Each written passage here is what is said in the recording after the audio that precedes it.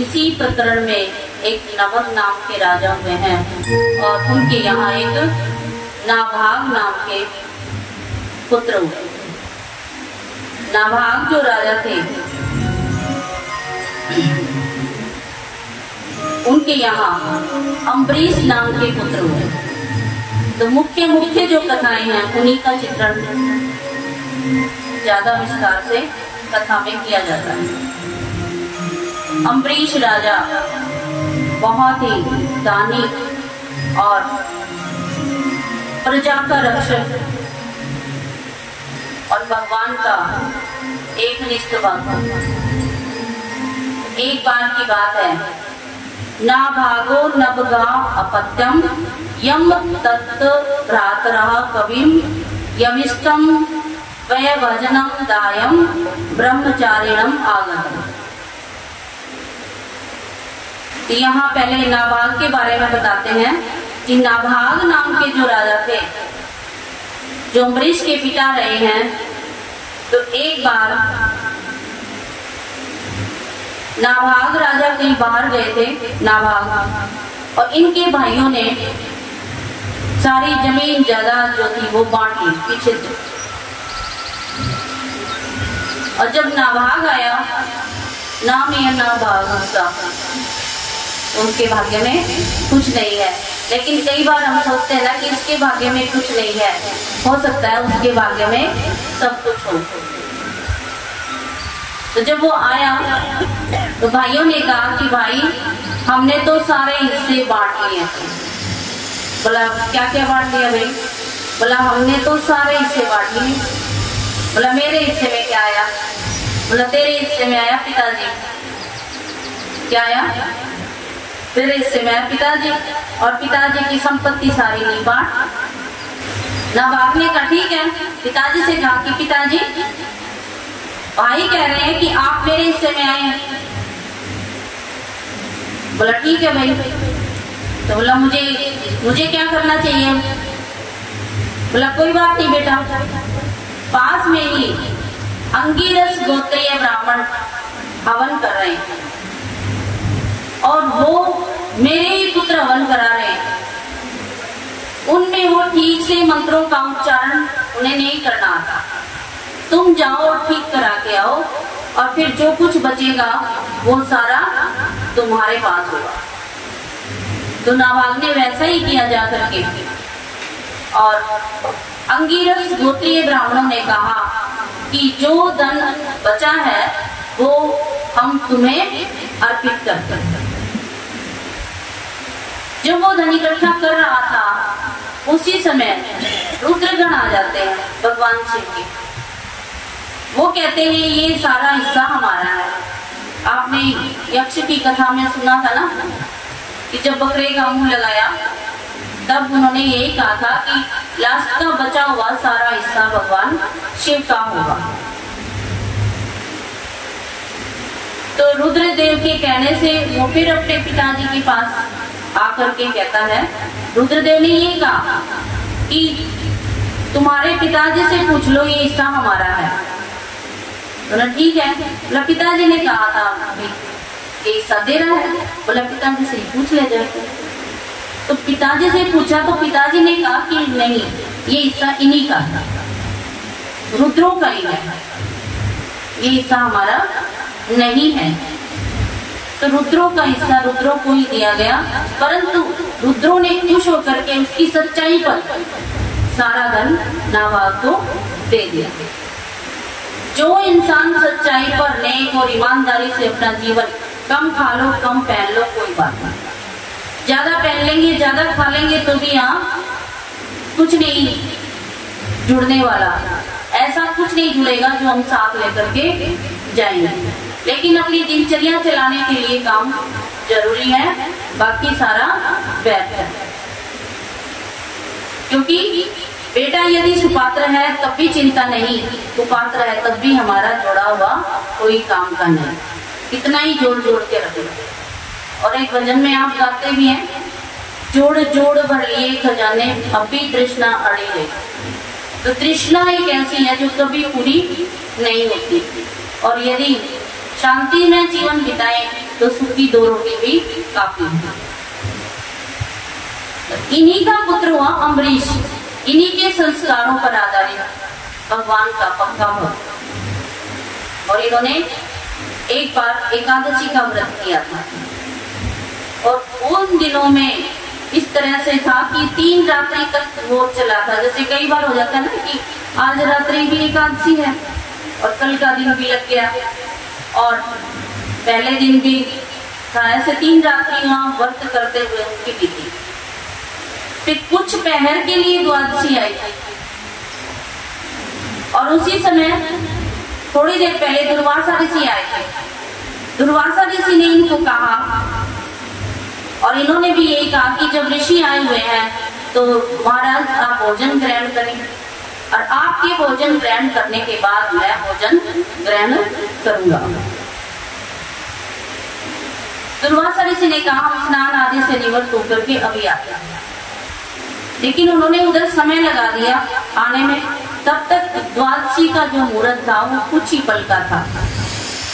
तो उन्होंने ब्राह्मण देवों से पूछा इस समय अगर मैं कुछ ना लूं भोजन में ग्रहण करने में तब भी दोष रहेगा और ले तो दुर्वासा आए नहीं अभी। सभी ने ये कहा कि जल ग्रहण कर ले। जल ग्रहण करना जलपान कहलाता है। तो ये ग्रहण करना भी हो जाएगा और न्याय ग्रहण करना भी। दुर्वासा ऋषि आते हैं और दुर्वासा ऋषि आकर के देखते हैं कि इसने तो क्या कर लिया है, कुछ ना कुछ ग्रहण कर लिया है।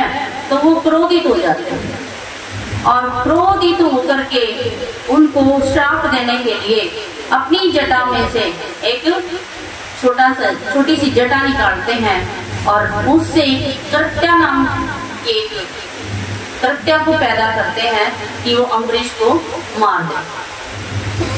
अम्बरीश ठहरे भगवान के भक्त।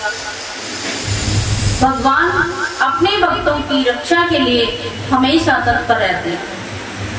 कहीं भी किसी भी पल देखिए हम सांस लेते हैं, अगर हमारे ऊपर ये भगवान छोड़ देता कि तुम्हें अपनी जिम्मेवारी पे सांस लेने हैं तो क्या हम इनकी रखवाली कर पाते? हम सो जाते हैं तब भी सांस चलता है। अब हम कथा ध्यान से सुन रहे हैं और भी कोई बात हो तो उधर ध्यान ज्यादा देंगे और सांस की तरफ हमारा ध्यान नहीं जाता। तो अगर हमारे ऊपर ये भगवान छोड़ देते तो हमारे प्राण के तो कभी के निकल चुके होते। तो भगवान ही क्या है, हमारी रक्षा करते हैं। ये रक्षा तो भगवान ने सबको प्रदान की है, परंतु भक्तों की रक्षा के लिए वो सहर्ष तैयार है अगर दिल की भक्ति है तो जैसे ही कृत्या अम्बरीश की तरफ चली भगवान का सुदर्शन चक्र आता और उससे उसका कृत्या का तो वध कर ही दिया। और वो सुदर्शन चक्र दुर्वासा ऋषि जी के पीछे पीछे लग गया। अब दुर्वासा ऋषि आगे आगे, सुदर्शन चक्र पीछे पीछे। इन्होंने कोई स्थान नहीं छोड़ा, हर देवता से पूछा लेकिन किसी ने कोई जवाब नहीं दिया। ये ब्रह्मा जी के पास जाते हैं तो ब्रह्मा जी कहते हैं देखिए हम सृष्टि के जो नियम हैं उनके विरुद्ध हम नहीं जा सकते। मैं क्या, रुद्र भगवान भी नहीं जा सकते। आप भगवान शिव के पास जाएं या विष्णु के पास जाएं, जिसका चक्र है उसी के पास जाएं। दुर्वासा जी भगवान शिव के पास जाते हैं। शंकर भगवान भी, शंकर भगवान तो आखिर इनके क्या हैं आप बताओ ना जरा। शंकर भगवान क्या है इनके, दुर्वासा के। एक बार अत्रि मुनि और अनुसुईया तप कर रहे थे।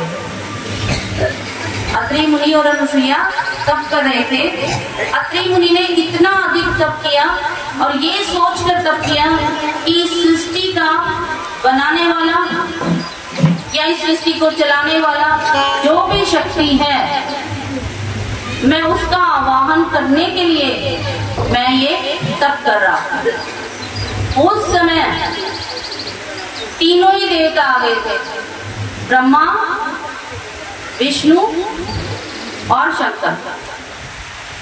ब्रह्मा, विष्णु और शंकर तीनों ही वहां पर आते हैं।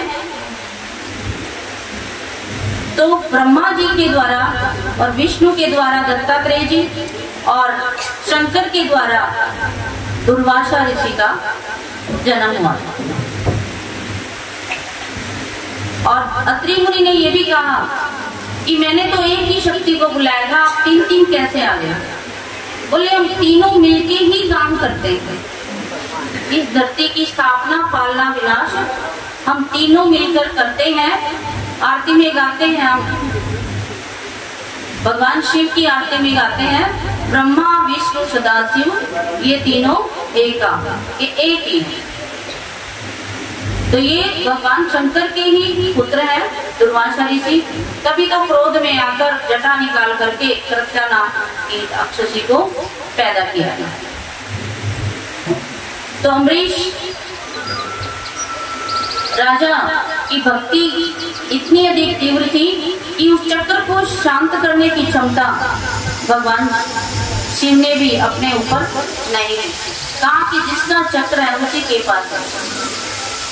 तो भगवान विष्णु के पास जाता है दुर्वासा जी, और भगवान विष्णु भी यही कहते हैं कि देखिए मैं भगत का हृदय हूँ और भगत मेरे हृदय में रहते हैं। और बताते भी है ना, भगत के वश में है भगवान। जो भगत घर गृहस्थी, पत्नी, पुत्र आदि ये मोह का त्याग करके यदि मेरा भजन करता है दिल से, तो मैं उसके वश में हूँ। और अम्बरीश वही है। अगर तुम्हें इसको शांत कराना है, चक्र को, ये अपने आप चलता है मेरे भक्तों के लिए, मैं नहीं भेजता इसको। और इसको शांत कर सकता है तो अम्बरीश, मेरा भगत कर सकता है, तुम उसी के पास कर। तो हार फिर के वर्ष भर चक्कर काट के दुर्वासा ऋषि कहाँ पहुंचे? अम्बरीश राजा के पास ही। और अम्बरीश राजा ये इंतजार कर रहे थे, 1 वर्ष तक लिखा हुआ है इसमें, उन्होंने भोजन ग्रहण नहीं किया और दुर्वासा ऋषि का इंतजार कर रहे थे कि कब वो आए तभी मैं भोजन खाऊं। तब दुर्वासा ऋषि को तो भूख प्यास कहाँ थी, वो चक्र पीछे लगा हुआ था। तपस्या हुई तो अम्बरीश की होगी। तो वो आए तो उन्होंने कहा दुर्वासा जी ने कि मैं आपकी भक्ति के सामने झुक गया और आप मेरा इस चक्र से पीछा छुड़ाए। तब राजा अम्बरीश ने भगवान का ध्यान करते हुए ये कहा कि यदि मैंने सच्चे मन से भक्ति की है तो उस भक्ति के परिणाम में आप अपना चक्र का संवाहन कर लीजिए।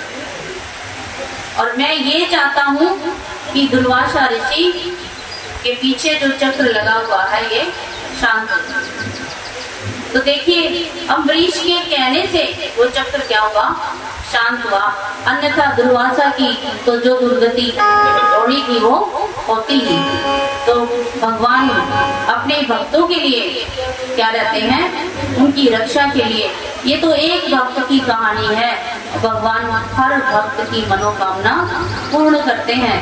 और ये आपकी जो कथा है मेरे हिसाब से अगर आप ध्यान से सुनेंगे और इसको घर जाके भी इसका मनन चिंतन करेंगे तो आपको कोई ना कोई फल मिलेगा। यहाँ नहीं कहा जा सकता क्या मिलेगा, लेकिन मिलेगा जरूर। तो दुर्वासा के दुख की निवृत्ति भी एक भक्त के माध्यम से भगवान भी जिसको पूरा न कर सकते। बोलिए कृष्ण कन्हैया सांवरिया सरकार। Please like and share.